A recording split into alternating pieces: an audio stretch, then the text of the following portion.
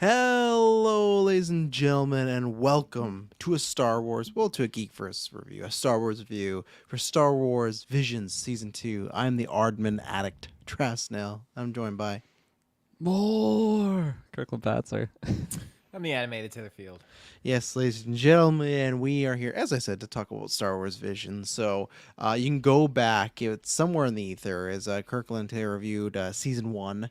So you can go That's check right. out that and stuff like that. And yeah, we're going to break down. What we'll do is, I don't know, like there'll be spoilers, of course. So we'll give an overall of what we thought, if you should check it out. I feel like with the audience this has, you're probably checking out, regardless. But if you still are on the fence, maybe you didn't like Visions 1 or maybe you haven't seen anything, our overalls will do that. But if you like Star Wars, you can unlock some new Star Wars content, because right now for Patreon, we're trying to hit a goal of 50 patrons by July 31st. We very appreciate that. And one of those episodes you could release is the Star Wars Rise of Skywalker commentary track, because we've never done that. We've done commentary tracks for all the other movies, the trilogy, or I guess saga movies, but you could do that. So yeah, go on there, any tier, from the $1 tier to the $15 tier. It doesn't matter what tier you're at. Lots of other tiers. You get exclusive episodes, ad-free episodes, early episodes. You can join After 9, which is happening this Friday at 6 p.m. PST. That's going to be our regular one. And then May 26th, we're doing a Batman 89 watch along. That should be a fun time. So, and that same thing will be at the 6 p.m. on the Friday. So you can unlock that, unlock our MC Reboot cast, our top 15 video games, a mystery box episode, the Nintendo Cinematic Universe. It's all on Patreon, so go over there. But if we don't hit it, we're not doing any of that stuff. So Taylor, where can they find all these episodes? We got Redfall review dropping. It'll be out before this. Me and Taylor will be doing Star Wars Jedi Survivor tomorrow. It was delayed, but it's just we've been all busy and stuff like that, producing stuff. Hopefully you guys will enjoy. So that's a good thing. It's not just us busy doing nothing, but it'll all come. And where can they find it coming? Like Thrawn. Ladies and gentlemen, GeekVerse.ca is our home base. GeekVerse.cast is Twitter. GeekVerse is our Facebook. Yeah, Thrawn Watch 2023. Still, we got another piece of Star Wars content. No Thrawn anywhere. We'll tell you that. If you're wondering, no Thrawn whatsoever. So Thrawn First is still spoiler coming. of the night. Yeah, Thrawn is not in Star Wars Visions. Thrawn did 2. not come to Star Wars Visions Season 2. But yeah, so this go around's a little bit different, because obviously the first season was very much like Japanese anime focus of, okay, there's obviously different variations of animation style, but it's like that was kind of the theme. Where this was a little bit of the Wild Wild West. To me, this was like a buffet of like, okay, you got everything. So Kirkland, how did this compare to the first season, or just your thoughts on this one overall? Because yeah, we'll go by episode. We're not going to do hour-long breakdowns in each and every one, but we'll talk about some of our favorites and stuff like that. But what did you think about this season? Yeah, for season 2, honestly, I was completely blown away. I love season 1 a lot, and I think that this is subjectively speaking, I think this is a significant step up in season 2, at least for myself. Objective. No. Well, subject, I feel like it's all objective. That's mess with my brain. I heard that in reverse. But I feel like in season 1 there was a couple episodes that I still think were really well made and really good, but maybe just targeted towards a different audience than myself, so they just didn't hit as hard. But I was like waiting for the episode to arrive where I was like, okay, yeah, this isn't my episode. I feel like early on in a couple, maybe due to the animation, I was thinking that like, okay, yeah, this is gonna be the one that I kind of think is lesser. But then by the end of the episode, it's either the plot or the characters, or I just really grow to love that animation style. I was just like completely blown away in like every single episode of this season. So hats off to all the different studios that worked upon this, because they absolutely killed it for this season. I wanted like full on series following just like a single episode multiple times throughout the season. So I think this is just such a great recommendation, not even just for Star Wars fans, but just for any viewer. Like there's so much in here that I think they really bring a fresh take to the Star Wars IP, which is like not being felt in the live action stuff or the shows or movies. Like it really feels like brand new Star Wars content, whether it's a different like species that I haven't seen or anything. So it's not like you really have to like even be caught up on like the original movies or anything like that. Like you could just jump in here and have a good time. The run times are really pleasant. Like the bar to entry is really low, so you can just jump right in, put it on. It's an easy watch, and yeah, I can't wait to rewatch a couple episodes in here, because I was completely blown away throughout. I definitely think I can say which my favorite episode is, but like still, it's like splitting hairs. Like they did such a good job throughout this. So yeah, give me more content for Visions.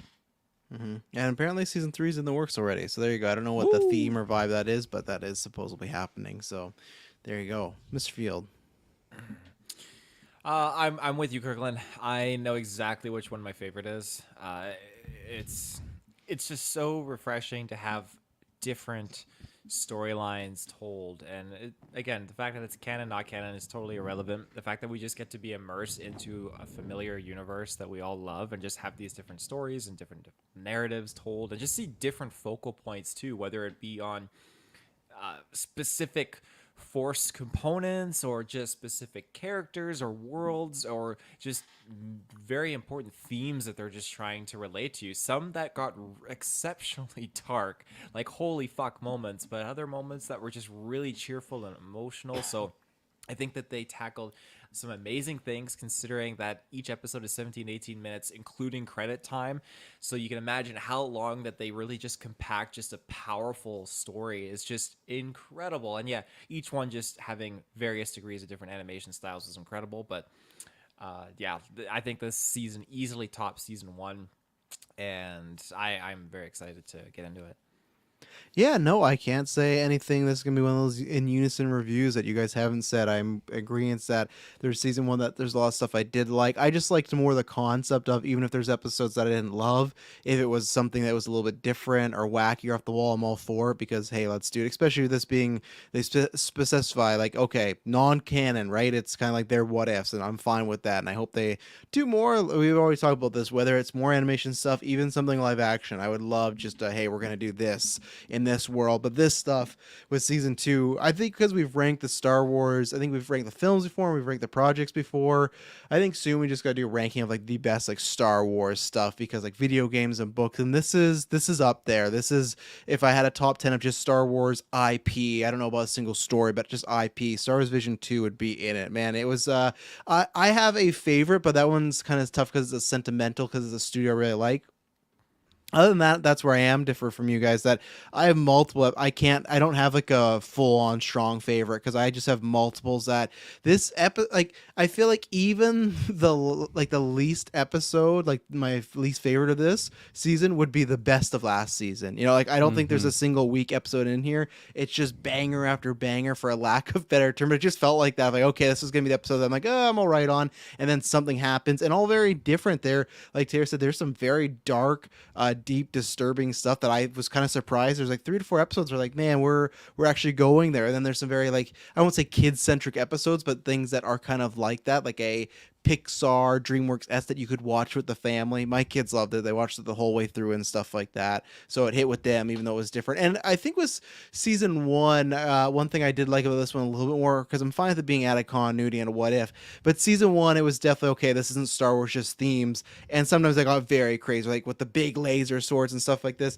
But all these stories, you felt like still could happen in the Star Wars world. They didn't feel like so out there, where like the first season, it was like, okay, they're doing concepts that are very high concept, and this couldn't work in the Lucasfilm Star Wars that we know, right? But all these stories, especially that I appreciated, the ones that take place in like different, animation studios countries, but really could just be a different planet. Yeah, it worked that way. So yeah, there's multiple great stuff. If you're a Star Wars fan, I can't recommend this enough. I know if people think, oh, it is out of continuity, it doesn't matter, even if you're not a big animation fan, like, it is worth it's only 98 minutes, so it's like an hour and a half movie. It's worth that. You can pause and come back. You don't got to watch them all in a row. But I feel like, because each episode's so refreshing and different, even though there's 3 episodes that end the exact same way, the vibe's very different, but they have the exact same point of a character having this action done to him. They all feel different. So yeah, no, Star Wars Vision, just a home run from top to bottom. I can't say enough good things about it. And yeah, I just want more of this stuff. And there's as always, there's stuff that it's fine, I don't need in live action, but yeah, I go, man, I wish we're getting some of this stuff elsewhere. So we'll take our first ad break here, and then we're gonna get the breakdown of these episodes. We'll find out whose favorite is what. So we'll be right back. And we're back. So let's start off with where I had the episodes. Just like a X-Men the animated series. The first episode is just called Sith, aka the sequel to Knights of the Republic. That's what I'm calling it. A former Sith living a peaceful life is confronted with her past when a former master finds her. For me, this one was, as I said, like they dropped no names. So depending on how you play the video games, there's a version where this could be Bastila and this is Darth Malak, and it completely works out. So in my head canon, I was waiting for a name. They don't say name. So in my head canon, this is a sequel to that series. This is one that started. I'm like, oh, this is the first episode. I've been looking forward to this because of that, the lightsaber duels. This actually to me is one of the lower ones, but just because there wasn't too much story, but still, like, on its own, I loved it. Like visually it was great. I loved the chase. I loved all the different like Sith, the designs and everything. Again, this is like 14-15 minutes episodes with like not including the credits, but I absolutely love just this duel of this woman's trying to find peace and move on with her life, and obviously sins from the past, and that's where it is. It's just more like an action episode, but it's visually stunning. So that's why maybe because it's an action episode, it's lower, but that's by no means it's like lower out of a I don't know, a plethora of goods. So that like all I think, and to spoil, maybe when we go through it, there'll be I think one episode if we're doing the X-Men scale, like the retro series. Like I think maybe there's one episode that's like a thumb and a half, but like this is like a two thumber. So yeah, I enjoyed Sith a lot. Yeah, I really enjoyed it too. Of course, plug it in season 2. First one that I see is just called Sith. It's like, fuck yeah, that's gonna be my season. And I was just blown away from that episode 1. It's funny, I watched this episode a few days ago now, so obviously like the last episode that I just finished today, it's just recency bias maybe, like it's fresh in my mind because I remember when I first watched that episode, I'm like, man, this 10 out of 10, and like I can't see it getting much better than that, right? and then episode 2, spoiler, 10 out of 10 for me, and then like episode 3 was 10 out of 10 as well. So I'm like, oh my god, like this is just top tier content. But yeah, I think I agree with you that if I had to like do a rankings order, like this one might be one of the lower side, maybe just for comparing it to some of the story stuff or the characters. Like I think they look badass, and like the combat looks sweet. I like how she has like this makeshift saber that she just made on her own, which is really cool. But double or different color bladed, double bladed with different colors, so sweet. Yeah, when that second one came out, I was vibing. And yeah, I love the animation style when the Sith master was like just going down like the dark corridor and all the light is from like the saber. I was just eating all that stuff up. So just masterfully done. But again, like if I had to compare it to some other ones, I might just put it a little bit lower. But that's just speaking of like the content or the quality, sorry, of this season. Like it's just so good. And yeah, no, this is a great start though to this season. At times to me kind of remind me of like some stuff you'd see in like Spider-Verse, like especially with the colors and everything like that. So some Prowler vibes for sure. Exactly, 100%. Yeah, from Darth Malak. I'm just gonna call him. Yeah, pop this episode on, wondering like what the fuck's wrong with my TV? There's no color popping up on the screen. I'm just kidding. This was such a visually pleasing episode, and I took it, okay, she's definitely Sith affiliated, because there's no way that you could tell me any person that owns a droid like that is not formerly like dark side, because that droid was fucking preaching Sith all over. Well, it's literally in the synopsis that she's a former Sith. She was a Sith. I didn't read the synopsis though. I just read it to you right now. Well, yeah, you just did. But I mean, when I watched the episode. Oh, okay. I don't mean right now. I see. I'm like, clearly she was red lightsaber. I think she was definitely a Sith. Yeah. In retrospect, totally explanatory. But I mean, yeah, when I watched and turned it on and I saw the droid for the first time, thinking this is totally a Sith droid going in. So, but yeah, I thought it was a very interesting just storyline of how there is like a balance between the two. And I think that is a reoccurring theme throughout all of this, is how I took it. There's, you can't just have the Jedi, you can't just have the Sith. You got to have that perfect balance between the two. Yeah, but then even that, again, as always, throw that in your face, it's not a perfect balance. It's not a 1 versus 1 battle in this episode. It's 1 versus like 4. So where's the balance there? No, but she learns. Like, she wins the battle by being the balance. That's how she wins it, especially as you can see with her lightsaber, both different colors. You're changing with the balance. 4 Sith are worth 1 Jedi in this instance. Taylor's pitching. But she's not even a Jedi though. She's that perfect like in between, that balance. Formerly a Sith, not really a Jedi, just that she is that balance of the two, and that's what she is able to kind of see between. It looked like the painting from the episode.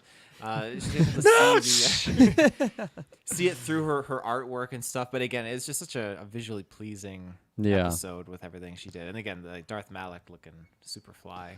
That moment when like the color like changed for the fight scene, and it just brought so much. Like it was like I was going to oh my gosh, what's Anakin's charred up planet? Is it Mustafar? Mustafar, yeah. Yeah, it is Mustafar. It reminded me of a planet like that, even though because we were a completely different color tone before that, it felt like a completely different planet. So it was just a really, really cool tonal shift as well, as if it's just like a samurai facing off. Like this is a, like there's gonna be blood here, and just the design of the different. They had to pick their moment. They couldn't afford color. The ink cartridges are expensive, even in animation. So yeah, no, I loved all of that stuff, and I was just, it was so cool to see some different design, like Sith warrior type units. Yeah. Anything else on Sith? He was just scary. Like fuck, just scary, man. Shit. Yeah, but he's kind of a bitch though. He had 3 people with him, and he still lost. You know. Well, they were droids. They were droids. He had 2 droids with them. There was no third. He had 2 droids. Weren't they rocking like some sort of lightsabers though? I don't remember the rocket lightsabers. I just remember them firing rockets like motherfuckers. That's a good point. Same yeah. thing. I have kinda seen forgot this. that too. Now it's been a week, so there you go. Kind of forgot they were droids. Oops. Yeah, there you go. No bounce, no bounce. Episode 2, Screecher's Reach. A young girl seeking relief from her days in the rural workshop discovers a legendary haunted cave with her friends. The cave's dark call will change the trajectory of her life forever. Taylor, what do you think about this one? Fuck, again, another like Sith focused episode. I love that they were tackling this, and this one was super spooky. I didn't know what I was in for at the start, because it sets you off like, okay, we're getting just the repetitive grind. This person wants to just break free from the norm. It does, and you think it's gonna be like a Jedi kind of force using adventure, but you don't have to really like. When you watch these, you don't have to commit to that idea that it's going to be focused solely on Jedi, solely on Sith, or anything like that. Or even like Empire, who you don't know what part of like the Star Wars timeline they're focusing on. Well, some of these stories do focus on that, but this just felt really fresh with what they're doing, with a little bit of familiarity. And then when we get to this whole haunting thing with this adventure with their friends, it felt like a lighthearted like Goonies exploration kind of like piece mixed in with Star Wars. And what was this? I was thinking like it's a Sith Force like spirit that's in this cave, and then it turns out it's a real thing, and the girl executes her. It's like, what the fuck? And then all of a sudden it's like, oh, this Sith master lads, like, you passed your test, you're gonna come with me. It's like, holy shit, this is just super fucked. But I imagine this is another, like, it was great, I loved it, but I'm imagining this is up your alley, Kirkland. Oh yeah. Yeah, I, again, coming from like the first episode just called Sith, and I'm like, oh, this is so sweet. We're going to get like right off the hop, we're getting one Sith episode. And then this one was very much centered in that darker side of the Force. But I love the way that this one was portrayed, though, because it felt like, yeah, this like folklore type story of like this haunted cave. And then by the end of it, like you are revealed that it is just like kind of dark energies, or there's just like really decrepit old lady, like dark Force user, whatever she actually was.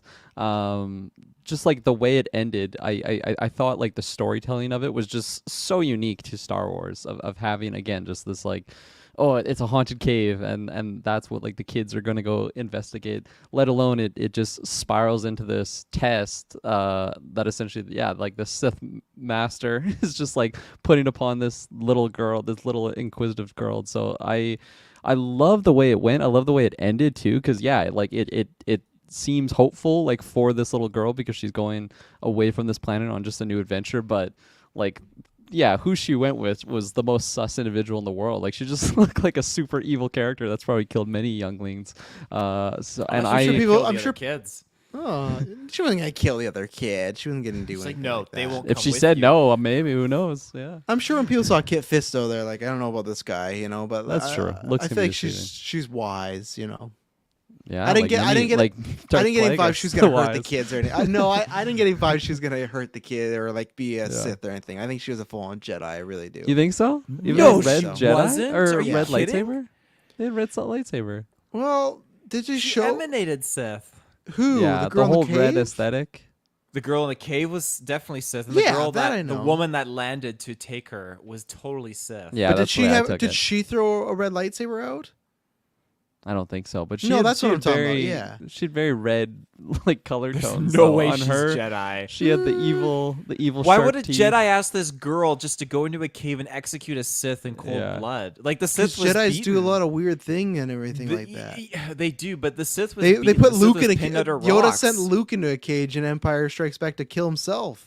This is very different, though. This is No, very it's different. not. It's Oh, yeah. literally not. No, it's literally not like to go the into the idea cave, of the to kill cave. himself. That is all. Like that It's wasn't not some really poor like a real lady in there machine. who Luke that killed, was this is a though. real person that was But- executed. It is, but to me, it's like her being a child to me is, and you could take it two ways because I feel like they're trying to make it like a ghost story, right? But to me, her looking that way, the shadows, everything around her, to me, that's just like a kid's perspective seeing an older woman that's running after her the lightsaber. She's not actually this shadowy figure. She's not this dark power thing. It's what a kid would imagine because they're so frightened in that moment. So that's why I think there's a lot of things from the kid's perspective. So I don't know if they're a Jedi, but I don't think the lady's I don't think she's a Sith. I think this would just be a test because yeah, Jedi have done lots of fucked up stuff in the all over Star Wars. That's what it's like, and especially this is a like non-canon Star Wars were, right? So they can make up their own rules. Like, well, this Jedi likes to. This is their test. Is he's gonna put or she's gonna put her up against this other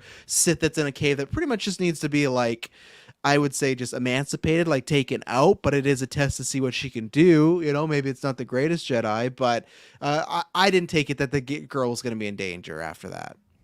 Because they're playing disagree. upbeat music. They're not playing scary music. They're not playing like it's all about That's the what's girl. so interesting, though. That like Yeah. in the eyes of a child, that could be like a very cool opportunistic moment. But like, what are they gonna do now? You know, like Gonna train her. yeah, and like They're gonna teach her train some her. fucked up things on how to force. Or choke no, or people. she's just gonna be a Jedi. Like you don't know that, right? It Like, could it's be, just- I guess. Okay, Sim- I'm sorry. You're Taylor, telling pull me, it up. Travis, you're going. I'm gonna be a Jedi, and you're going on the board this ship Yeah, with but this to me- fucking Sith Lord. No, to me, the thing that's different though is the lighting around it. I know you guys are focused on the red of the costume. Sith To me, the lighting around her, it's like an angel. Let's see, cartoon shows how Sith fear otherwise good people. You're See, falling for it, Travis. No, I'm not. I'm not. There's no. That is just a. That's just a take. There's no confirmation she is a Sith. That doesn't mean anything yet. To me, the nice light and everything like that is showing that. I don't know because it's just. I didn't get that vibe that this girl's going to be in big danger. And to me, if they are, they're leaving it up to interpretation because they're playing. What is it say? What's that say? I can't see. Once viewers realize that a Sith is behind the call to adventure, makes it sense. But where's it that confirmed it's a novel's exciting. Sith? It's just this. Whose With article everyone. is this? No, with everyone. That's Who's my everyone? blog that I posted earlier, actually. What is this? So just CBR comicbook.com, okay? Find me everyone because Travis could be pulled right, one. but like that's not the way I took it. And And I'm not I saying Here you're we go. yeah. The Sith mother is clearly evil, but she remains kind to Dal and gives her the choice of potentially staying with her friends. But again, is it just that? Okay, honest, is it just because she's red? Is that it? No, the whole- her I looking- think it's because of the trial. The way I took it was that was like possibly that. Again, I'm gonna just placeholder name call her the Sith mother, the Sith master. Like Okay, I only found two I articles took by it, the way, and then he closed the tab, so I'm just gonna shut that out. Just I saying that. took it that was like her old apprentice or something, or like old colleague in some Or way. So like, master even. like she, yeah, exactly. Like she knows that character is in there, and therefore, like Sith are always just trying to like manipulate people to like test them in that sense of like Mm-hmm. actually murdering someone. Like it's always that like kill this person, and then you're with That's me. true. Essentially, that's happened so many times in the past. So that's the way I took it, and honestly, I like that version more because I like that version more too. Then yeah. because it like especially like I love the way that the kids are seeing this just like angelic type creature that's just like, yeah, come with me, we'll just change the galaxy. And like it just I don't know, it ends in an eerie way without being obvious. Like it doesn't have like really dramatic music or something going with like a Sith theme. Like it does seem hopeful. And again, like I just love the way that was ended. And honestly, like I was surprised but like if that is kind of the darker route, I am surprised that they ended that way. Because there's a couple nothing dark episodes. implied after. There's nothing like No, that's no, why I like, not at all. and I like this version better. And I think that okay, the red, because the red didn't really strike me. I think Kirkland's points about the test and it being murder, that to me goes, yeah, that feels more like the Sith. But that's what I like, because the ending is not so much about her, it's about the little girl having to say goodbye to her friends, and they do a fake out where they almost make you think the girl's not gonna go and be with her friends, and she's just like, this is my path, and then she goes. So it's just like, it's not so much of like the friends being like, don't go, she's clearly evil. It's just like they don't want her to go, and they make it like the little girl won't go, but she does just go, and her friends don't support her. So that's what it's more about, that moment. And then after it just closes, so you don't see like jump 5 years in the future and this little girl's not like a Sith apprentice like beheading innocent people and stuff like that. So but I don't like think that those version a lot kids- better. I don't think those kids knew anything about Sith or anything like that. They're just like ghosts and stuff. So No, but I'm one just saying kid was that hammering his head against the fucking rock. So Yeah, it's they- clearly not the best brain she damage. was right to get the fuck out of there. Her life was a dead end with those kids. No, but I just mean that was the crux of the story. Wasn't about like what's her future, was gonna, if she was gonna go or not. Because in the middle of the episode, they kind of talked about like, oh, yeah, like, I know feel you're destined for these greater things, but like this is still a life, and we can have a good life all together and grow. And like if she left, and she's like, well, what would we all do without you? Like it was very heavy handed that like, hey, please don't leave us. But she still left them, you know. And because and even that thing, if it is a Sith thing, she gave her like a choice. She didn't like abduct her, right? She's like, if you want to join me and stuff like that. Well, So it the wasn't Sith like, always give you the choice. They give Yeah. you the choice. I know. And they bait you. You know. yeah, and but that's fun. But that's what I mean. That was not the crux of the episode. Was the little girl, the kids being, don't go with this person because it's a scary person. Yeah. It was just, hey, we don't want you to go. So that's why the tension is not really if it's a Sith or not, which you know some people. Well, think. Palpatine wasn't scary. to only Anakin 4 at- people. at Only first. 4 Palpatine people. was very, very kind. Very you know. friendly. Again, not Yeah. my point, Taylor. Historian telling him stories of the old wise Plagueis. Yeah. I'm like, yeah, I love the emotional tie with the friends not wanting her to go, and to me, again, like I was just totally in the camp of like, don't actually go with her. Like this is gonna, well, I'm in the camp of saying, yeah, go with her, go be the Sith apprentice. This is gonna be awesome. But it, like if it is going that way, it almost just makes it that much sadder and darker of her friends like wanting her to stay, Oh, yeah. and like her thinking that is the right decision,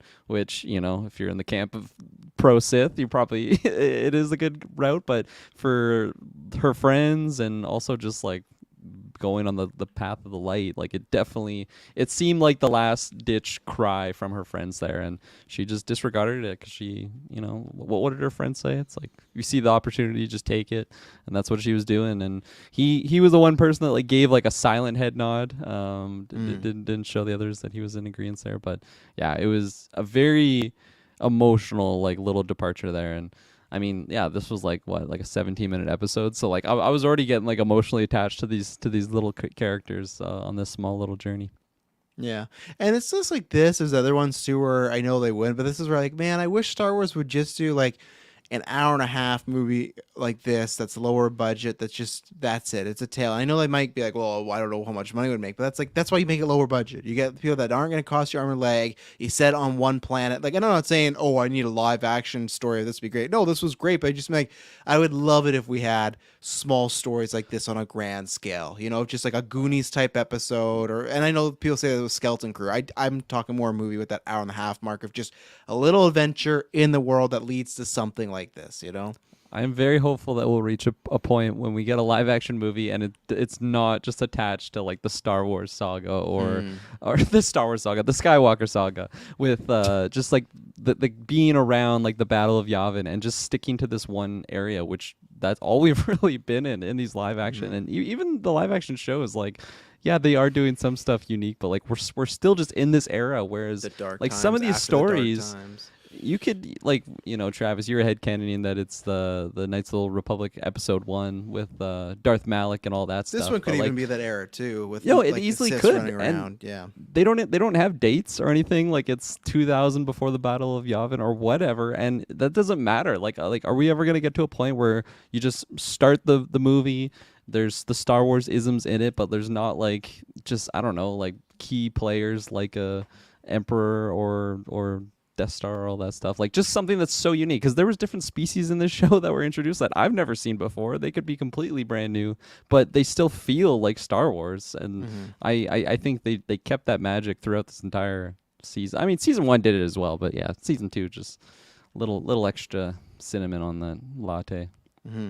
Yeah, no, my quick flex because I didn't actually say if I liked it. It was actually probably my least favorite episode. But now talking about it now, I want to rewatch it because if the Sith thing, if I can go with that route, that brings it up a lot higher and stuff like that. But to me, the biggest standpoint, there's a lot of them, but I loved the art style on this one. I just loved how it felt very. We talk about the Goons, but it felt like a children's child book at times, like when you open up the art. I love that idea of, okay, there's something in the cave. I wasn't sure how he felt about this like ghost with a lightsaber, and then I loved the reveal of it being an actual person, because at first I was like, okay, like I get it, we're doing different stuff, but it's kind of a weird stretch for me. But yeah, I loved everything about that aspect. Yeah, for me, the art was the biggest standout of this. I love the colors. There's multiple just travel shots in this episode of them on the ship, like going around, The campfiring, and reflection. yeah, looked it was gorgeous. it was beautiful to look at. There's like, it's one of those where it's like I would take like a painting that's on the wall. Like, I don't know, I'd have to think about, but for just like looks wise, this might be my favorite one out of the bunch. There's a couple other ones that'll show up, but for just pure animation style, other than the obvious one that comes up for me, I like this was a beautiful looking episode. So yeah, it was another good one. Anything else on Screecher's Reach? Great name too. I love that. Screechers Reach. Screechers. Yeah. It's a little scary too if you think about who knows who might be reaching where. But number 3, in the stars, 2 sisters who are last of their kind fight for survival when the Imperial forces discover them. And that's where it's funny we talk about all these episodes where this would be like a Dark Times episode. That feels like it. But again, Yeah. this feels like it could just be on one planet. Somebody's fighting against them. Sure, you got another force user or whatnot, but this was really enjoyable. I again liked the animation. I liked the story. I loved the flipperoo of the twist where the whole story is this little girl's gonna have the force powers, little girl's gonna have the force powers, but it's actually her bigger sister that has it. Debatable if the little girl has it at the end because they like do it together, but that could also just be like the older sister doing everything. But I loved that kind of reveal. And yeah, this was just a fun, like, rebelling against the Empire. And again, when we talk about dark episodes, this was a dark one too. And it was like, okay, it's these 2 sisters, but then when they revealed the origin of what happened to their people, they had this savior and their mother that protect them, but then when she was dead and got killed, it was just like a slaughter of everybody in this like childlike way of, they all became stars. Very sad episode, good ending, a happy ending, but yeah, classic Dark Times. But yeah, very good adventure episode for me. Yeah, no, I love this episode as well. I love the character design, just like great attention to detail on their outfits and everything, and like their face paint and all that jet. Like they looked really really cool. I like their design, but I also just love the design of like the Imperials and our I don't know what rank that individual would be, but just like the main bad and tying just like the enemy origin, I guess I could call it, like just filling in the story of what happened to their mom, and just like the cool animation that was with that little flashback sequence, and then tying it back into like the finale. And this is just like the big threat they faced in their whole lives, and it just seemed like a perfect little story to have in 18 minutes. Like it was just really well paced in my eyes, and I like the connection between the 2 sisters. Like again, it's 18 minutes, but they still I felt like we had plenty of time to kind of just learn about them enough for what the story was, and really nice like happy resolution. This was another one that I thought it was actually going to end darker, and not necessarily like they were just going to get murked by the ATTA or whatever it was that murdered their mom, because it is like the exact same type situation except for they overcome it. I was actually really hoping that it was going to be that stare down where they're like palms up and like it's about to that's just like stare down, and then it just like rolls to credits. It's like an up for interpretation type ending, because again that's kind of darker, because many people would just think that they just got murked the same way, but like they're also together in the end. Hopefully it's a quick death, but who knows, maybe they would have accomplished it, but they didn't leave any of that up for interpretation. They showed us the happy ending, which I part of me wants the one that I pitched, but part of me also is happy with what we got, because that last sequence with the rock and all the hands and all the different stars that you see was really nice and touching. Just it's the Sith in me that wants it to go the other way. But yeah, good episode for sure. Yeah, I was definitely surprised by this one because it just I think the way that they were tackling it, and like you said, Travis, just them both having the like I took it as them both having force powers because the little girl kind of alludes to that where she says like, "Oh, we both got the same gift that Mom had." Big And sister's like, yeah, sure. yeah, it's all bullshit. Because we But never so- see her alone do the powers, to the little girl. Yeah, So that's why that's I a was good point. wondering, right? Because like I'm not saying she doesn't, but when she at one point went to Doom and the sister joined up, it's like, oh, we never really got that answered. So it's her whole life. She just thinks she's a Jedi, and then one time she's alone, just oh yeah, I'll show you, and then that's when She almost had AT-AT that moment. Yeah, Yeah, pretty fucking much. TIE fighter coming Yeah. in, and she's like, "I got this." She's blown like, to what are you bits. doing? No. Yeah. Get ready to suck some Dak Empire. But yeah, I think these episodes they're starting to show that kids can be a big problem. When they got the Force and they're just Good going thing. out there Good just thing he like finished that sentence. Mass inside the room with a shot glass. Like, I've made a terrible mistake. Watch this episode. Maybe we just realize I hate kids. yeah. Kids can be They, a big um, mistake. Like it's every step of the way in these episodes they're either getting captured or they're fucking up. They're just doing something. But yeah, no. All in all, like. I liked how they snuck into the Imperial base. That water that they got, just I don't know what it is. It's just the animation, but it looked clean. I want to just dunk into that water and just drink it. It looks so good. Imperial Probably comes out of a water, rock. Imagine. Yeah, of course, for sure.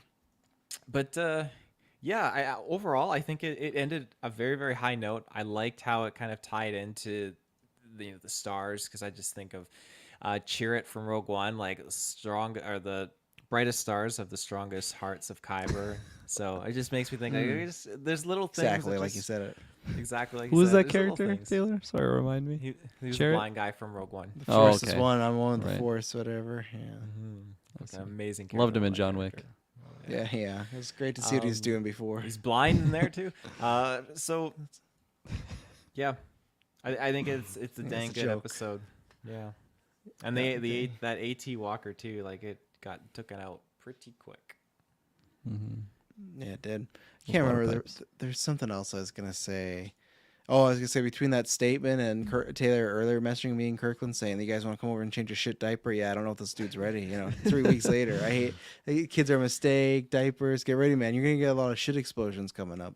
Oh yeah, I've been around enough. The shit Jeep's gonna explosions. be everywhere, But Yeah, what I was gonna say before. Oh yeah, you don't think All over about the one diaper windows. breaks? Yeah, Do you exactly. not use diapers or cloths? or They anything do, like but that? kids are ruthless, man. They'll pull stuff and everything like that. Soon, one day, you're gonna come in your Jeep and that Jurassic World logo's just gonna be covered in shit. And you'll be like, "How did this happen?" You won't even know. Well, that's on the Fuck outside. you, Dad. That's okay. If it's I on the hate Jurassic outside, Park. That's okay. Yeah. What I was gonna say, though, I forgot to say this at the beginning. They would never do this because it wouldn't make much money. But damn, I wish I could.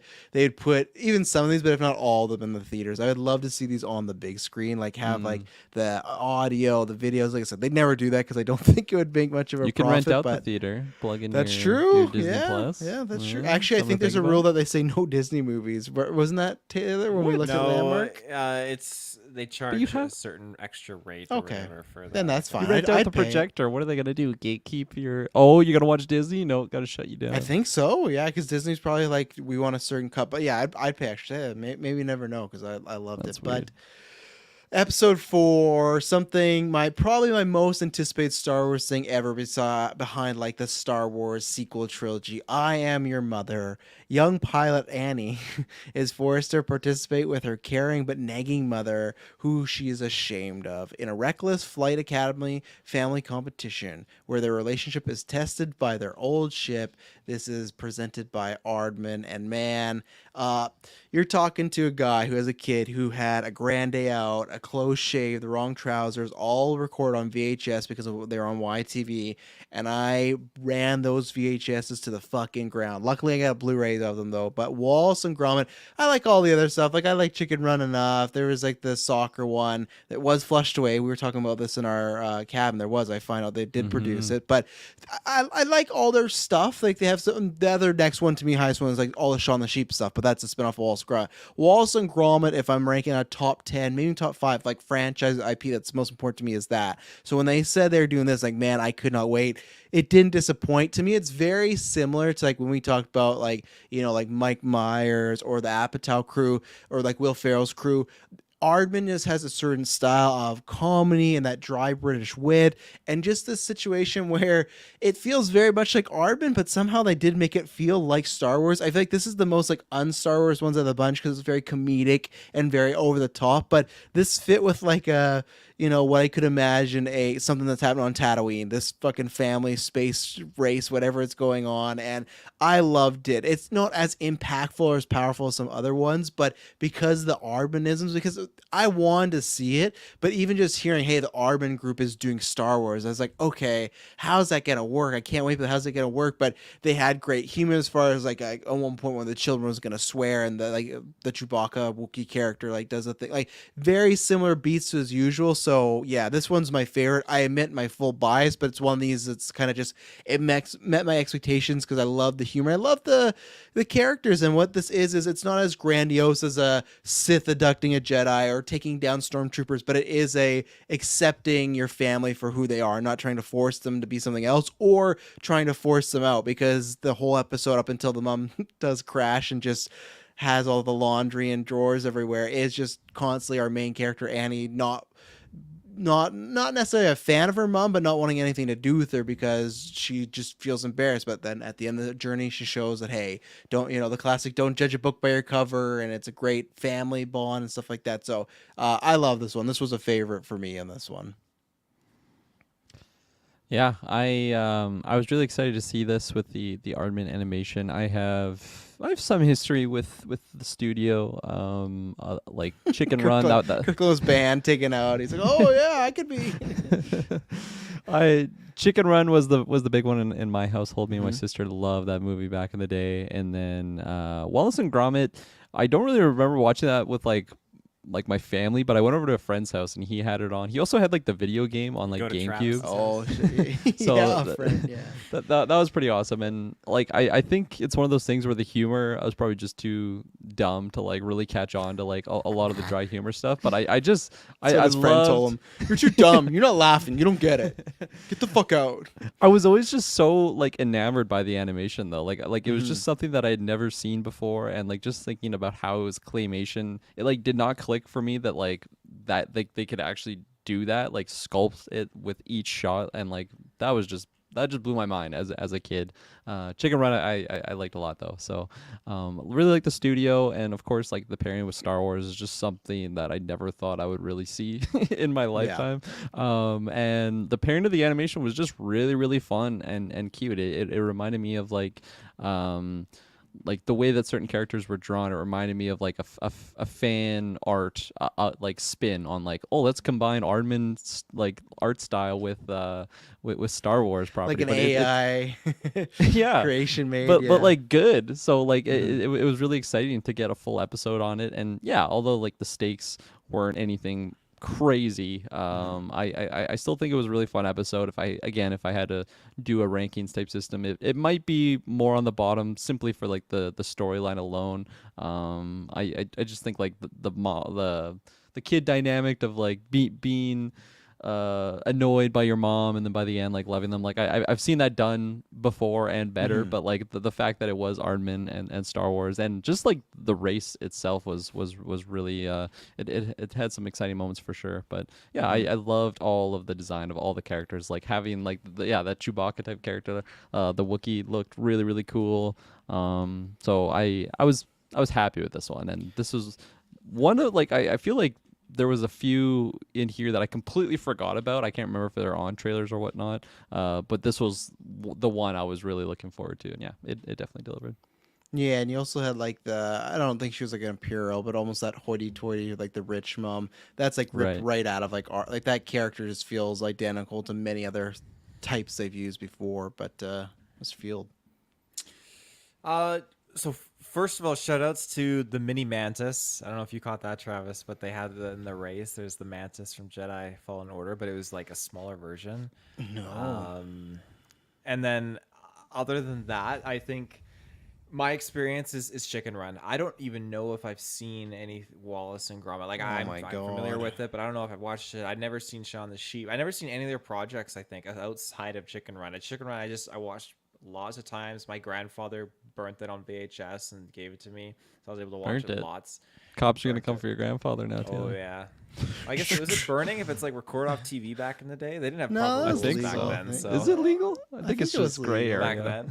then, it was gray area, all right. The ship's gonna land on Taylor's They didn't grandpa's promote home. it. They're like, yeah, go burn this episode that we're airing on TV. Fair, yeah. But yeah, I just that's my experience. I'm kind of with you, Kirkland, where the general narrative of, you fucking hate your family and then it turns around at the end.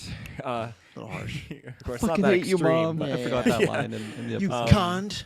it's Jesus. It's it is something that I am definitely familiar with in Sorry. stories. But yeah, I mean, I think it was a good, lighthearted, fun time. It reminded me very much of like Star Wars Resistance to a degree, and I'm not really a big fan of Star Wars Resistance, but yeah. That's not a glowing recommendation. No. Fuck, I my think my hopes of I getting think- Aardman crew in here have just been shattered. It reminds me of Star Wars Resistance. Oh yeah, yeah, I didn't like My that one. least favorite. Yeah. George would fucking roll in his grave if he saw Star Wars Resistance. I'd love to see a watch along of George watching Star Wars Visions Volume 1 and 2. I'd love him to watch any of the Lucasfilm made. Like I guarantee you, he's for sure seen Force Awakens, but after that, I don't know what he's seen.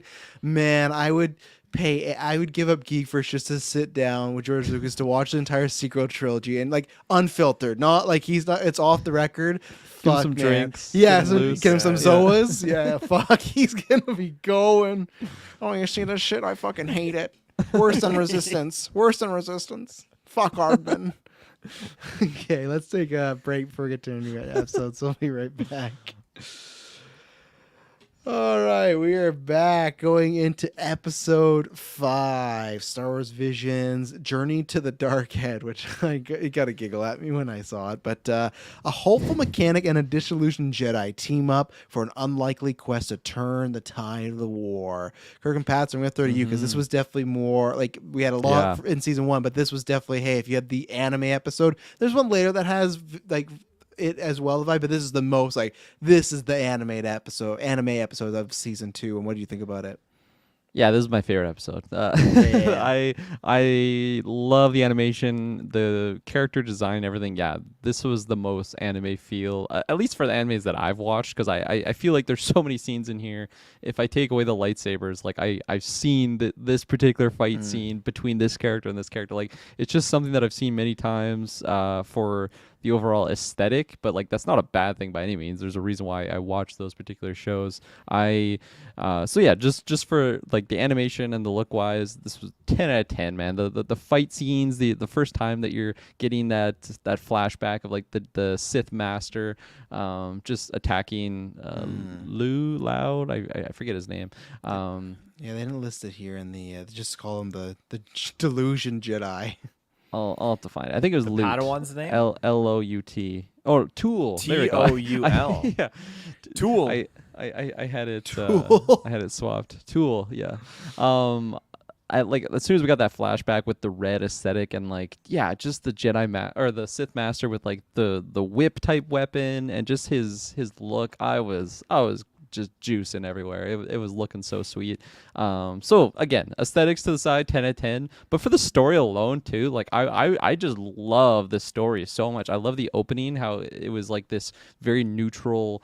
I can't even remember what they call themselves. They're like record keepers essentially, and just like very, very neutral. More so than like what the Jedi even are. Like the Jedi almost seem like just boring Boy Scouts where like they don't do anything without like 1,000 different approvals at certain situations. Everything just moves so slowly. But like these people, they don't even want to help the Jedi. Of course, this is in a different time where it seems like the Jedi and Sith are really battling it on. Kind of reminds me in that older Republic type era. But Yeah. I just love the fact that we had this little girl when she was a little girl, like kind of living amongst these people. And then if we just fast forward, just get right to it. She's now older. At first I thought she was like a Jedi, but I guess she's just older and she's just really passionate about just aiding the Jedi Force's cause. And she has her own mission. So I loved all the players in this one with just the pairing up of her and Tool, is that what you said his name was? Tool. Tool, the young Jedi, and again, just how it ties like their own personal journeys together to like a singular goal, but they both just get so much out of the mission, even though they get different things out of it. I can just break down this entire episode for like an hour. I feel like it was just so well made. Just the different settings that we went to were just amazing. There were so many just beautiful shots. There was a shot of when Tool was falling, and I forget the girl's name, but she like grabs him and they're just falling through the sky. It looks like an exact scene from the movie Your Name. Which just one of the best anime movies of all time. So I got so much out of this one, and I loved it. I loved it so much. This is one where I like no shame on any of the other episodes, but like if I could just get one series on this and like just disregard the other ones, I totally would have. Like I was eating this up. But yeah, it hit close to stuff that I've already watched before, and I think that's why it just went a long way. But very, very well made. I didn't realize Ashley Park voiced Era, the main Ara, girl in Era, there. She's Era. because she's in that new movie coming out called Joyride. She was in The Beef. She played Naomi in The Beef. Travis, if you remember her. So I've been seeing her like pop up lately in things, but I like her as an actress. So. Oh, right, that Joyride, right? Okay. Yeah. But yeah, Journey to the Dark Head. This was quite the episode. I freaking loved it. The Sith Lord's name is Bitchin, which is super, super awesome. Yeah, that's Did you right. see that? That's what it's Bitchin'. called. I had my Bitchin'. subtitles on. I try to make a mental note to remember that, but I completely Lord forgot. So thanks for- bitching. Yeah, you may call me bitchin'. Yeah. I love when we get What's the into confusion? this. What's the confusion? I love when we get into this era of just possible very early prequel kind of stuff where it's just tons of Sith, tons of Jedi, and this kid just watched everyone just get fucked up, and he was gonna die, but one Jedi remains, goes to town, just gets absolutely fucking annihilated. And Who so knows? this Maybe it's in the boy- future. Maybe it's after Ray trains a whole bunch of new people up, you know? I'd take that too. Yeah. There's nothing that's what's good about some of these stories. There's nothing that doesn't say it couldn't be very, very far into the future past sequels, That's you know? very true. Yeah. His kind of like having to overcome this darkness inside him and fight this Sith master was very, very awesome. Everything about him was cool. I loved how he looked, just with his cloak over his like robe drapes, whatever you want to call them, over his face.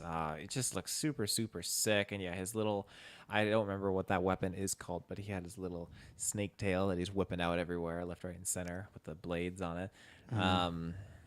Yeah, just all in all, it was such a good adventure. And again, we get to see more of that balance when the statues appear out of the clouds and you see the light and the darkness all in one on each of the statues. That balance, it's like, oh shit, it's all yin and yang. It is. Oh, yes. yeah. Yeah. Go ahead, Kirk. I was just gonna say I feel like there's so many moments in this episode that made me feel like it was just a condensed like season of an anime. Like I could just picture where they would have put like certain filler type things before we got to where we were. Just because like because I've seen anime before, like I could just imagine how many episodes they would stretch, just like their travel sequence of like these characters getting there and just like spending more time with them, kind of getting closer, or just learning more about their past. And then because it is a full on short story or whatever you would call it, like just a single mission type story. But I easily could have seen this just stretched on like 2 different seasons, us getting to like the actual Final heads. season, part 4. Yeah, like, yeah, because like I've seen it before, Attack so I'm on watching Titan. this. I'm like, oh, they don't need filler in all these episodes, but they add it in there because it's an anime thing. Yeah, no, I really enjoyed it as well. I'm like, that's one of my favorite dynamics in Star Wars. Is another one coming up too. That's probably my favorite. But is that not when you have like, okay, you have a take example in Clone Wars, you got like Obi-Wan, Darth Maul, who just like hate each other and want to kill each other, right? Hate a strong word for Obi-Wan, but whatever. But this is like, I like this dynamic where for some reason, whether it's the light user or the dark user, they feel like they're connected, like with, you know, Rey and Ren, or like Bastila and Revan, which obviously that became more like, I love when there's something, oh my God, I love when there's some sort of connection that way. So I loved this concept of he kills his master in front of him, scar scars him a little bit, but then just kind of like, if you want to, like, he has some sort of line paraphrase, just like, if you want to learn like the real way of the Force, like, you'll find me one day. And this idea of like whether it's just a and that's why you never know sometimes. Is it a mind game from the Sith guy that he just, yeah, this would be a good thing to fuck with this Jedi? And like, because you know the Jedi would go back and tell all the other people and stuff like that, and this bitchin' would just be feared, right? Or is it legitimately, hey, no, one day when I get you next, like, I'm going to let this darkness build up inside you. So when you meet me, you're going to want to expand on that darkness. So I always love those head games between the Jedi and the Sith. So I think that was done well. Visually, there's some really cool stuff. There's one of my favorite moments is when they were fighting with their lightsabers. They just panned out. It was the entire, like, the blue and the red going crazy on the stage and stuff like that. It was because of the things they were doing to the heads, but it was like that parallel, right, of the light and the dark. So that was good. So yeah, it was just like a good, simple sort of revenge tale in a way. I liked the mechanic as a good side character balancing the Jedi out. I liked that flashback because you got to see him as a Padawan be a bit more like hopeful, and then when they get to present day, he's just like he's no shits given. He doesn't care about this mechanic. He barely cares about the said thing. He just wants to get there, do the job. And the second he sees this bitch, and he's like, okay, I'm gonna fucking kill this guy, which obviously he shouldn't be thinking as a Jedi. And yeah, the design of the villain felt very Metal Gear Solid-ish of everything look normal, but there's some add-on attachment to them, and just this tail doesn't make much sense. It's like, why? Like, he doesn't look like he's a different alien or species. It looks like obviously it could just be a robotic arm, whatever it may be. So yeah, no, this was a fun one. It's Anything one of those else? anime type villain things where he looks handsome, he's got nice Yes. long hair, but like he's just got Deep voice. something fucked up to him. I love when they were clashing blades, and then it goes to bitching, just bitching into his face, like just telling him to like basically consume his hate and just feed into the dark side. Like he could just smell the fear on him, and it just goes to the Jedi's point of view, and you just see like Bitchin's face where his eyes are just like completely black, like as if he's just like crazed with just psychotic dark energies, and he just looked fucked up in that moment. But to your point, Travis, like I love the head games that the Sith Master just kept like tossing his way, because it's just such a great way to just feed into that like anger, that like that's what draws out those dark energies. And from his point of view, he probably thinks that like if you just get enough, that's when Tool will either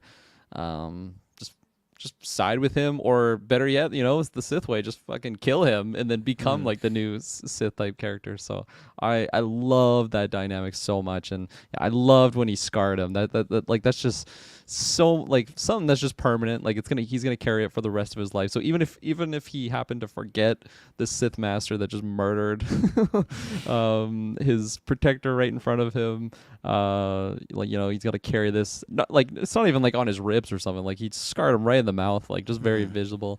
And yeah, I loved all that dynamic. So yeah. Episode 6, The Spy Dancer. A premier dancer at an Imperial frequented cabaret is tested when her identity is compromised, which is like, yeah, like I guess that's not the mean potatoes of the story there. Like that's like just a little hook, line, sinker. But Taylorfield, what do you feel about The Spy Dancer? Yeah, this was definitely my favorite by far out of all of them.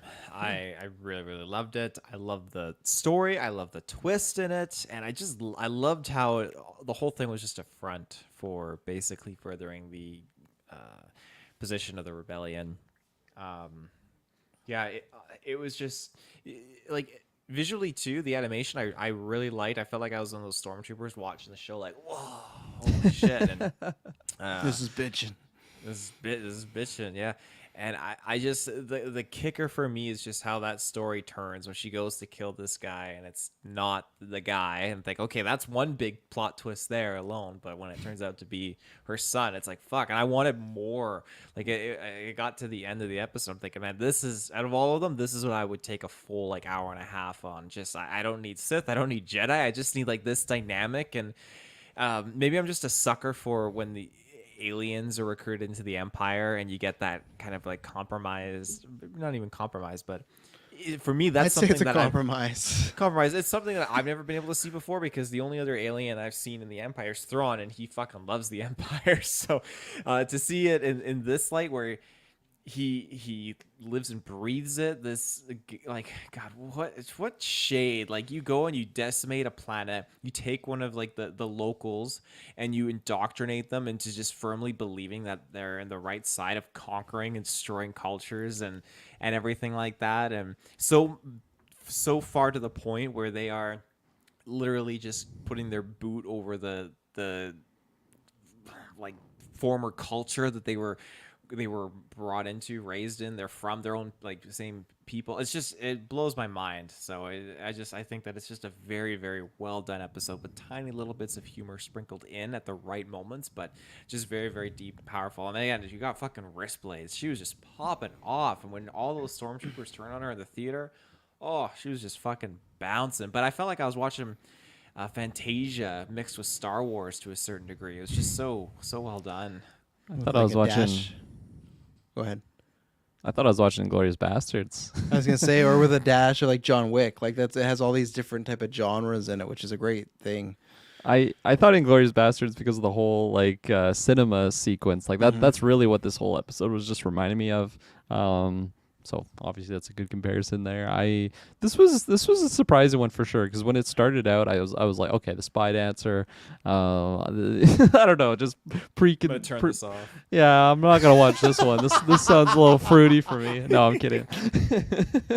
But like I don't know, just something about it. Like I wasn't expecting it to go this whole cloak and dagger like front for the rebellion type aspect to it, and I think that alone is really interesting. But then you throw in like the family tie and like the emotional story to I don't remember her name, but the actual spy dancer itself. Like when she got everyone to go down like the manhole when the mission was really getting going. Like I thought that was like a suicide mission type situation because it's like she lost her family, like she has nothing else. She's kind of did her role in the rebellion, so now I'm just gonna take out this captain and just go out into the sunset, that way. But which I think is a very powerful like end to this episode if it went that way. But then having the spin with the sun, like it just adds so many more layers on it. And yeah, I was very very surprised that we went that route.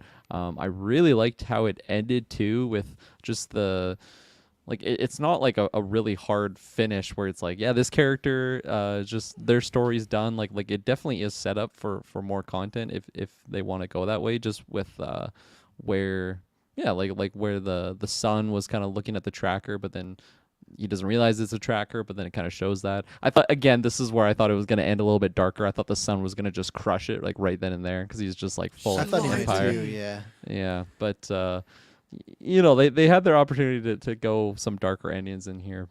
That's where maybe I kind of hoped it would be a little bit up for interpretation because supposedly like we are just getting these one episodes, so it's like what way did it actually go? I feel like it just kind of makes it fun to discuss with people, but I digress. I think this was a really good episode. I really like the animation when she was just like doing her like actual routine like in the air and everything.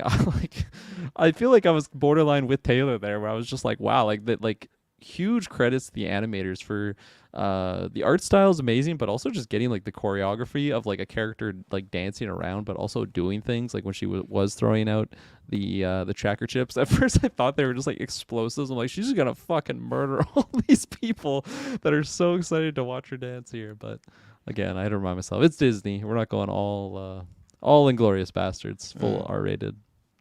I was gonna say that when you're talking about the ending, I feel like it's still like a bit ambiguous because it's left up to like you never know what the son's fully gonna do, right? Like you never know, will he True. eventually reunite with his mom or will he just get back into the indoctrinated like Stockholm syndrome ways of the empire?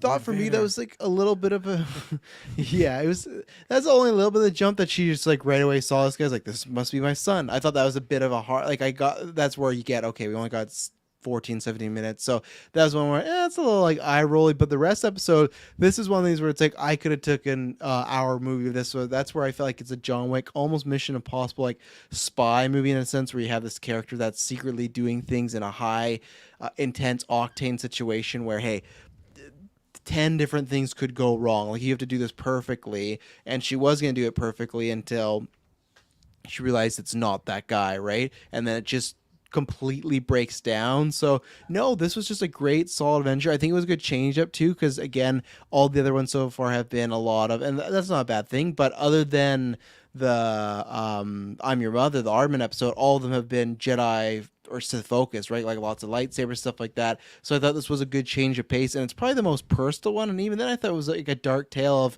even though the son's still alive, like seeing the hologram of the baby, and like, oh, he would have been your age. When he takes off that hat, you can see like his horns or whatnot have literally been filed down and stuff like that. So for me, there's some dark stuff going on here. Even though our main character made it alive and stuff like that, it's almost the like, I don't know what's worse. I guess the idea is, okay, hopefully one day you could get your son back, but now it's like, oh, your son's not dead. He's just like this guy doing monstrous things on the other side, right? So it's just like, sometimes dead is better, as Judd says in Pet Cemetery. So it was like it was a mind fuck type of episode that way. Like I said, I thought it was a little rushed, but that's what you have to do in these. So again, another great episode for me. So let's see. The Bandits of Golak. A young boy and his four sensitive young sister flee their village by train. They are pursued by ruthless Imperial forces, so they seek out the refuge in a bustling, dangerous marketplace. This was a great episode. This is one that I talked about too, where it's like it feels like you could just be like, hey, this takes place in a different universe. Like obviously they're drawing the comparisons to like India and stuff like that, right? But in Star Wars, just like, okay, it's a different planet. This was just like a fun, like, it's funny, it started like kind of lighter. I thought it was just going to be like this brother and sister getting into hijinks, and it kind of progressed that way. And then once we meet our villain, it gets really dark there. A certain choice has to happen where, the girl, they meet this older Jedi here and they get recruited. And to me, we'll talk about more in the last episode, but for me, that's one of the, I always wish, and someone's going to steal my pitch, because I mean, just steal it, because I probably will never get to make a Star Wars movie one day, but just like that idea of someone going with a Jedi and you're a young kid and not knowing anything about them, anything about the Force, really, the Jedi, and like what that would do to you. And what I think, though, you don't get to ever see that, right? You always just see the taking, and then it's always like a jump to 5-10 years, and oh, they're a Jedi now. So hope one time we'll get to see that. Same thing last episode. I hope there's always the after, but I loved how emotional that was, where, okay, lots of time this girl they did it in like a comedic way, but it did show that, hey, this girl, she doesn't have full control of her powers, and this has to happen, and this whole thing with the flute. So I thought it was a very kind of touching episode. That it did get dark when we met our villain, and I really liked our villain too. Of he was witty of how he tracked him down and figured it out. But again, they used the comedic beats of, oh, the sister keeps screwing up, and using a force to actually know she has to, like, you guys have to separate, or she's gonna get you both killed. She has to become a Jedi, and it's one of these things that the brother just accepts. So I really like this episode as well. Like I said, all the episodes I really liked, but this was a fun one that started a different route and ended a different route. So Yeah, I'm glad that it was not the Sith mother this time around. It was the opposite end of the spectrum. Like, but again, just very, very much willing just to like relinquish your sister into this fucking black hole underneath the water. Like, I mean, you don't know what the fuck's down there. yeah, but this She woman just just seal doors up. That's what the bubbles are. Just floats on the water. no underwear. Like I think that, like, she just saved them from a Sith. She's speaking the Jedi ways. When the water goes by, you see the Jedi symbol and stuff like that. To me, like, I get it, but at the same point, they've about like 3 to 4 times almost died because his sisters use the power. So I feel like with the legend of there being a Jedi, stuff like that, you would know that, okay, this is a Jedi, and my sister has to go. Yeah, no, that's fair. I think the episode was great. This animation style was the closest to what one of my favorite animation styles of like where the Clone Wars and the Bad Batch has gone to, because it's just such a beautiful animation, and getting this again, this just looked even more incredible and beautiful. So when it goes into like fight sequences too between the Jedi and the Inquisitor, it looked fantastic. I love that how they really combined this culture with Star Wars, and I just think that it really was very neat to see that really reflected in the Empire. We got the Purge Troopers again, the Inquisitor. We got our Jedi. Like, it just was so wonderful to see this explored, and the Inquisitor was absolutely terrifying. And ultimately, like, yes, of course, you could anticipate that he's going to lose, because most Inquisitors do. They're not definitely the brightest fighters out of the bunch, but absolutely scary though. He was very terrifying, and yeah, it just was really, really cool to see how this turned around into being a hopeful journey, I guess you could say, because when like all the things are floating, and this is another example of the kid just fucking up, but the things are floating, like, oh, there's got to be a Jedi, and then when I love how hopeful that Star Wars feeling at least it makes me feel when it's hopeless chaos, just war and everything like that, but just right before someone's gonna get killed, there's just that music kicks in and there's a Jedi there, and it's like, oh, we're fucking saved, hands down, fuck yeah, Jedi, and it's just absolutely perfect. So That's and the she had a opposite cool feeling I lightsaber. get, Taylor. That's how I get when I just see a Sith master just decimate a Jedi on screen. It Fuck makes me yeah, happy. Empire annihilates Not midichlorians. Empire, not Empire. Empire are fascists. So yeah, I think this one might be like one of the lower ones for me, and like I've said that a couple times tonight. I feel like those episodes that I do say that are just ones that like I couldn't make an argument for it being my favorite. But yeah, no, this season I kind of alluded to it already, but like just a 10 out of 10. So mini spoiler for our ranking, I guess a full spoiler, but for this episode, I think I didn't love the animation style that much. It just wasn't as unique as some of the other things that we've seen here before. I really did like the relationship between the brother sister duo there. I like the flute. I thought that was a really cool just lore item to have in here. And it was one of those things where like when the sister kept just like basically not being incognito, like kept just drawing attention to them. At first it was just like, okay, this annoying character just getting them caught, but once I looked past that, of just like, pardon me, an innocent kid just trying to like, I don't know, live her life and have fun like with her brother. And I'm sure if I could just move shit like with my with the force, I'm sure I would just want to use it all the time. So I really like just how they showed that, not really like frustration with the brother. It was more of just like, I don't even know a better word to use, but like something along those lines of being frustrated for the sense that like it's not like he's mad that she has these powers. He's mad that like he probably can't protect her as much. So I was kind of looking at it that way, and it made me really appreciate that dynamic a lot. I really like the like India type aesthetic that they had going on in here. And again, like you could just attribute it to being another planet, which I'm sure that's the explanation they have in here. But just like the characters, their design, it seemed very India focused, and I just really liked it. I liked the Inquisitor as well. He was very intimidating, and just the way that he was using like his force powers to kind of just command respect, in the fact that like he's just like flexing. He's like he's peacocking in that moment of like, this is my power that I can do, and he's like describing a force user type character who we all know is that little girl right there. So he's basically just waiting for her to squeak. But yeah, I thought this was another one of those episodes where when it started, I thought it was gonna be kind of forgettable, but it ended up being very memorable. I think due to the characters, and I did like the way that it ended. I like that it had that. Again, like we've seen it a couple other times in this season already, but just that like departure from either the pairing or the family or friends. I think it happened at least 3 times throughout. Yeah, because Reacher we'll- Screech this one, yeah, and then another the one. last, So yeah, the other one, which one? But yeah, I really really like this episode as well. Those fucking people on that train, like, man, they turn Whoa. quick, right? Hey, watch how you're What? throwing that term around now. 'Cause you said you did those people. I get what you're Those saying. people in the train. Not even talking about. What do Star you mean Wars, those just talking people? about, yeah. Oh yeah, they were ready to All the because all the aliens and stuff. Oh, I not the know. other, not the oh Jesus. you or those people is usually a classically racial term. So when you're like those people, on the Those train. aliens. But no, oh yeah, they were just ready to just fucking just like they just pounced the second they knew this girl was like had these powers, but also small and couldn't do much or speak up for herself. They were just ready to ruin her life. Oh yeah. Selling Empire the pays a Empire. lot of money. Yeah, exactly, 100%. Like what can I get for trafficking, this? Literally, that's fucked up.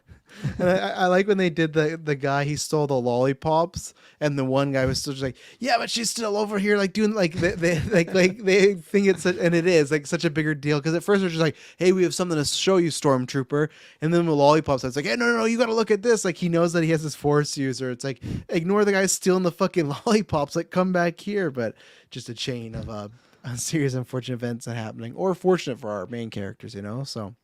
It's the force at work. I love the alien like selling the the lollipops. I can't remember what he said, but he was just like yum yums, yum yums, and he just like kept spamming that the entire episode. It was good. At least when he was on screen.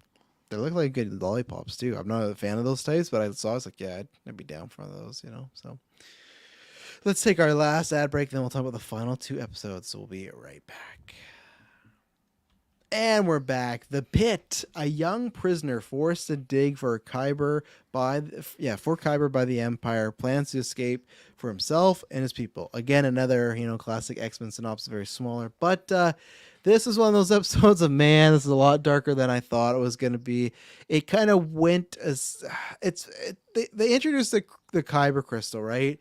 And I was like, oh, this is clearly going to be the MacGuffin, how they get out of it. And not really. It really doesn't have much. Like, it comes back at the end. But, and I know I'm jumping ahead, but man, this idea of this guy, he gets out. I was not expecting for him to get fucking murked halfway through the episode and just thrown down the pit. I thought something else was going to happen. But that's where it's like, no, this shit is just dark. If he gets out there, Empire finds him, kills him, and prove an example, because it's very much like the Lazarus pit from Dark Knight Rises, where you can't climb up. It's so high. So they find our main character, they kill him, and then they just throw him down, which, of course, Did they creates kill him? I thought they threw him alive into the pit. Yeah, they No. did. Well, either he's Screamed dead for He- hundreds of meters. Fuck, they're all just down there watching him scream as He's severely beaten, and then he's thrown down the pit. Either way, he doesn't make it. And I thought someone was gonna at least try to catch him, but no, they just let him fall. There have been So- 2 people murdered that day. Well, as a whole group, if you bunch together, you'd be fine, like they did at the end of this episode. got him. Yeah, which is good. The death, inspires inspiration and stuff blood like that. all over everyone as he falls.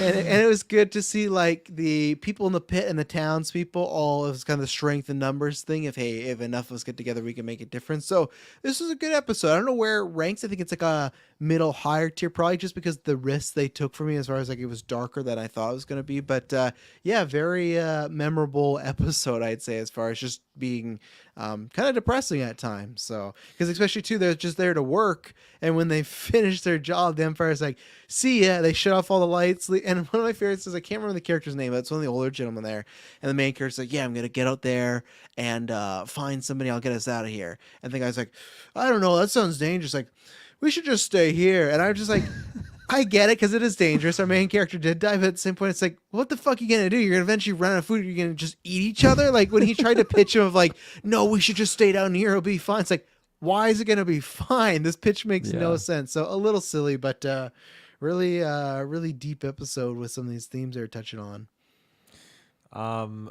Yeah, like you said, super, super dark. Couldn't believe it. The fact that they could have just fucking chanted their way out and the guy didn't have to die, super unfortunate, I'm sure. I mean, it's his sister's idea, but his sister's probably retrospectively thinking, fuck. But without his death, that might not happen, right? Because the townspeople Yeah. get interested because that guy goes to town and stuff happens to him, and Definitely. then the townspeople are like, that's "What's true. going on?" The stormtrooper's like, "Fuck off!" Like, doesn't matter what's going on. And then they're like, something up. So there's point. a chance if he doesn't go out, they never know anything about that pit. I was gonna pitch that. Yeah. Yeah. So That's true. It just is a great example of the Empire just coming into a planet and from a different perspective too, that we haven't really gotten to see and understand through another form of Star Wars media. They come in, drain the resources, like, okay, we're fucking out. So usually it's showcased in a very, very different context, I feel like, but in this sense, like from the actual like mining slaves perspective, especially when those lights go out, it's like, shit, that's the fucking real deal right there. Like, they were all so happy when the cuffs came off, and at least the Empire made their, like, deactivated their cuffs. I mean, that's sadly the nicest thing that they fucking did. But yeah, just leaving them there, what a dick move. Fuck, that's just horrible. And all they did was they didn't even leave the planet, they just retreated to the city. So I'm not, like, long term, I guess they thought that they would just be left there, and I guess they would just die out there too. But yeah, just absolutely bonkers. But overall, it was a really, really good episode. Very, very, you could tell a lot of passion put into this, and this is where we get into the kyber crystals. Really, really like that. I like that they showcase at the end too. The kyber crystal is they're living things that are very in tune to the Force. So I really, really like that. And did you guys both watch the post-credit scene? Yes. I did Yeah. not know there was one. I'll watch right now. Oh shit! Yeah, Darth very Maul nice. shows up, kills everyone in the pit. Middle legs.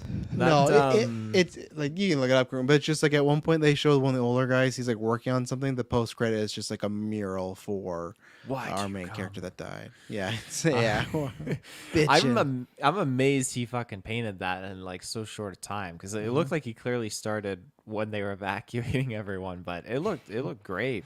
They're like ready to go, and he's like, "Just wait a second, I'm almost Yeah. done." They're like, "We gotta get the fuck out of here, man, before Palpatine shows up." Oh yeah, cool. I like it. Yeah, I really like this episode. I was surprised with how dark we really went. I feel like leaving all the miners in the pit is dark enough, let alone just tossing their hero into the pit. I didn't even clue in that like he actually just died. I thought, I don't know, it's Star Wars. Yeah, he's gonna fallen make a it. lot. Like I thought when they like tossed him, I'm like, yeah, that's pretty fucked. Well, I'm gonna find him just like broken body essentially, but like there's Thumbs no up, way they though. actually just murdered him. It's like the Acme sign from like Looney Tunes. Yeah. Wile E. Coyote. So that was very surprising. The animation, it actually reminded me, at least for like the characters drawn, not fully, but like it sort of reminded me of Attack on Titans and character design that they do for their characters. They do like darker lines, I think, in Attack on Titan, but still like the overall facial structure, it reminded me of that. And it does fit because that show is extremely depressing and dark and just bad, like just bad vibes for humanity. So I really felt that in just the misery that these miners are really feeling of just once they clued in, like, yeah, those lights are going off, like, holy fuck, like, just treated them like vermin, essentially, like, just staying in the pit to die. I really liked how, like, basically no one other than the stormtroopers, like, even said a word for, like, the longest portion of this episode. It's not a super long episode, it's only like 18 minutes, but still, I like they didn't start talking until the lights actually went off, and then they were kind of formulating their plan on what they were gonna do. I loved the like the time speed up sequence of them just mining, and you just see the pit getting like just deeper, and then like it's just fast forward where like the day night cycle's going over, but you just see the city like slowly rising and just getting bigger. It was really cool just seeing like like in the same shot, the comparison of as they mine deeper and get more kyber crystals, like the city gets taller. I really just like that. Yeah, just the comparison there, and yeah, like I just think it was a really dark and interesting take on this of having like the Empire harvesting minerals of a planet, because we've seen that so many times like throughout Star Wars of just hearing the Empire taking over planet, mining the resources and doing this, but like just having it actually on the ground level and like what that looks like, at least in this situation where they're literally mining for kyber crystals with human or just living slaves. I can't remember if there was other aliens or anything in there. Mostly just Looked like all humans. humans. Yeah, so I thought that was really, really cool. And yeah, I don't know. Maybe I'm hoping for more darker endings overall, but I feel like it was a little bit eye rolly when it was just like follow the light, and then just like the whole city just comes and like there's no resistance like from the Empire. Like I guess there is a little bit, but I don't know. You wanted them to leave when they were up on the ridge and they just like, disappear for that second. You wanted that to be the end of the episode. No, he wanted all those people from the city to also go down in the pit, just like hundreds of people falling down. I didn't think it was gonna go this route, but I thought they were just gonna follow the light to basically credits. Like that's just their hope that they're calling on the ethos, and it doesn't happen. Because I don't know, like when Buddy first goes to the town, like they don't seem interested at all. Like they just seem like higher Coruscant type people that like just don't really care about the troubles of others. And it wasn't until like he was up doing his speech that I was kind of laughing, because I always have subtitles on and like they always have like crowd murmur going on, and sometimes like you can just hear what they're saying, and it like he's like telling them that like they're in a pit and people are just like, what is that really happening? And like there's just so many of these little lines of like, how did we not know? And it's just like it's just so cheesy when you like just pull out like the specific lines that they're dropping. But I don't know, I do like just the overall look of the city, and again like it is kind of that Coruscant type feel where it's it's so high roller. Like this is this is like everybody has a driver to wherever they want to go. Like this is just the best type of living. So I think the thing I took the most out of this episode, other than the darkness that people just left in the pit, is that just seeing the two sides of like the dirty hands that mine the Kyber, meanwhile the people that are just like living in the fruits of it and just having the best time ever. We got a happy ending. I didn't need that, but it's a Disney show. Wow. It doesn't always have to be just because it's Disney show. You can't have them all 9 episodes just be dark. You gotta have some hope in there, you know. Maybe 50-50, but I don't see Disney doing that, so that's why I keep dropping the Disney line. 50-50. I feel like there is like 50-50 of the endings that are just either not like kind of open-ended or just unanswered or dark. Maybe quarter of it would have been dark. I feel like I would have liked that more. Oh, there you go. Finally, the last episode. I'll probably butcher it. Ao's song, Ao's song. It was Ao's. I thought it was like Ao's. Episode 9. Ew. A child who longs to sing must stay quiet because her voice can cause great calamity in minds. This was one of those two where I thought, man, I could have taken like an hour and a half movie, but like you could see the spaced out version of this, of the origin of where they are, the child and the dad relationship, this Jedi coming in, the history of the crystals, what she can do. And this one is very, yes, cartoony, over the top, very almost like Pixar short-esque, where she can sing and that like purifies the bad kyber crystals, right? So it's just, but it's like I didn't care about that. Like it had such a magical feel to it. That's what I loved about it. And again, we got this, our final example of a person being taken away from their father right away, saying, hey, this person has a gift, and if you want them to thrive and they can do good with this, they got to come with me. Again, I always want the what's next, but the dad had like the, you know, he was concerned, but he still knew it was the best thing for her. But loved the art style. It felt just like I don't know how the best way to describe it, because it's not like Aardman where it's claymation, but it almost has like a fuzzy Little furry... Big Planet. Yeah, kind of like feeling. That, or like when they did that Sackboy. Yoshi for Yarn World a couple years ago and stuff like that. Like I really loved the style here, and again, it's I think this one's more of the story's pretty basic, but this is a substance over story, which is not a bad thing because I like the story, but it's just the substance and the spectacular, or the what am I looking for? Spectacle of the art and the world.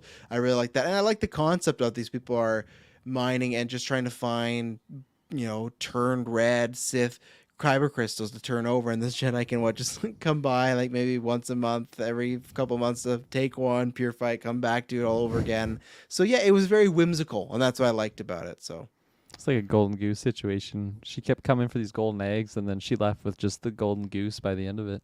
Yeah, exactly. Yeah. Individual that can just turn the kyber crystals. Yeah, this one. They don't even train her. They just put her in a room every day to just like, I got this pit that I want to show you. yeah. We'll feed you. No just cuffs. the corpse of that one guy that's just like in it. He's saying too much.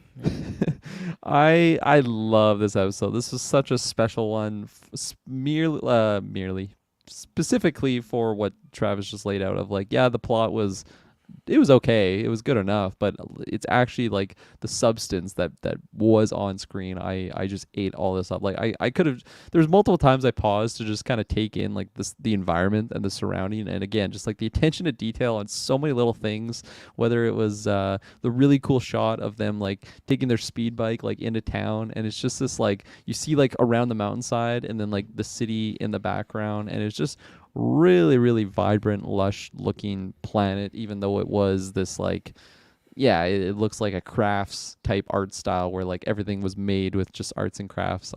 I loved all of that aspect to it, and I really ended up getting like attached to the characters for the few moments that we really had with them. It feels like a shorter episode, even though it is only 18 minutes. But yeah, I like the design of them. Again, another species that I've never seen across the Star Wars universe, but I want to see more of them. I really like the design of the Jedi too. I thought she looked really badass. I loved her hat and everything. She's really cool looking character. She's a Sith, actually. Yeah. What? Pull up an article. It says the obviously The Sith character. Yeah. But yeah, I think this was a very, very special one. I think although like I did say the plot was kind of basic, I still really like seeing the Kybers and them mining the corrupted ones. And when they were in the cave, I liked how it was just like it felt like a creature was in there like chasing them, even though it was in my eyes just like the dark side, kind of like it's so corrupted with the dark side. Like even the entrance of the cave, it was like pitch black, and I don't think I was seeing things, but like the entrance, it looked like Darth Vader's helmet too, like the silhouette. Look out for that if you do a rewatch. But I really really just liked that fear that cave brought. You didn't have a character with a red lightsaber kicking ass to fear. It was merely just what it was representing, which was the dark side and the corrupted Kybers. So that was really cool. I really like the visual too of her turning them. Just yeah, it was really really good episode. Major Kenna and the Bridge of, or what is it? The Bridge of Spirits vibes. If anyone's played that game, PS5. Yeah, I really, really like this episode. Sorry, I was thinking when you said Bridge, I was like, Bridge to Terabithia. That's not a bad movie. We should Yeah, watch that. just like Um, I really like this episode. It was really, really nice, and just to see the alternate end of the spectrum here, where the kyber crystals are being purified. I really like that whole spin, because for the longest time in Star Wars, they didn't have this kind of, I feel like, proper narrative. It's just like, oh, you just find red kyber crystals, you throw them in your lightsaber, that's it.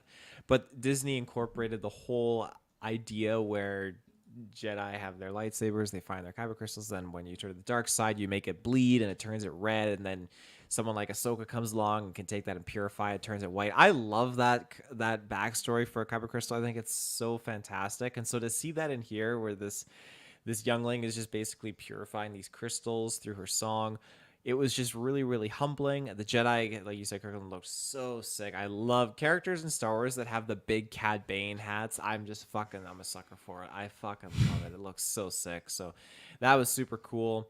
Um, so many things about this was just really, really well done. They did a really cool thing where they were on their speeder. I think you were talking about this earlier, Kirkland, where the speeder was moving and it was just this like spire they were on. This cliff side was just rotating, and they were shifting and panning the screen to the side, and it makes it look like they're moving. It's just things like that are just, they're so different from how you see other forms of movement and other types of animation. So I really like how they were able to display that. It's just a really cool creative concept. So definitely a good shout out there to the creators of this episode. But yeah, all in all, I think this is definitely one of my favorites. And it goes to show that you don't need a lot of crazy Sith Jedi action. It can be a very humble, basic storyline with a lot of passion put into it. there you go.